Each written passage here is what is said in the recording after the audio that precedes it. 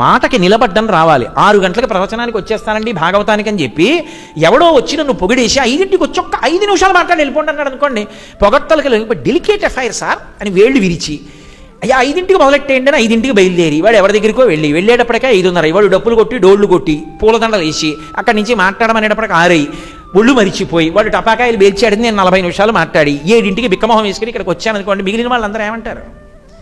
ఇలా నీకు భాగవతం చెప్పే అర్హత ఎక్కడుందిరా అని అడుగుతారా అడగరా నన్ను?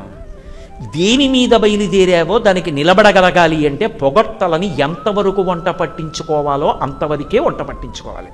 అంతకన్నా ఎక్కువ పుచ్చుకోవడం అలవాటు చేసుకుంటే పాడైపోతాడు మనిషి. ఇది శీల వైభవాన్ని చెక్కుతుంది. మీ సబ్జెక్ట్ నేను చెప్పక్కర్లేదు, ఇది నేను చెప్పాలి. అందుకే నేను చెప్పిన మంచి మాటలు మీ జీవితంలో స్వీకరించవలసినవి అని మీకు అనిపిస్తే స్వీకరించండి. స్వీకరించి చక్కగా మీరు వృద్ధిలోకి వచ్చి మంచి శీల వైభవం కలిగిన వాళ్ళై మీరు దేశానికి, మీ కుటుంబానికి యూనిట్ ప్రారంభంలో అది మీరు ఎక్కడ ఉన్నా శాంతి ఉండాలి, అది గుర్తుపెట్టుకోండి. మీరు కూతురుగా ఉంటే మీ తల్లిదండ్రులు సంతోషపడాలి, మీరు క్లాస్ రూమ్లో ఉంటే మీ టీచర్స్ సంతోషించాలి. When you are a friend, your friends should feel happy.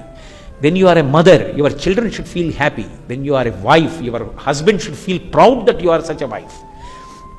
మీరు ఏ స్థానంలో ఉంటే ఆ స్థానంలో రియాక్ట్ అవుతున్న వాళ్ళు పొంగిపోవాలి.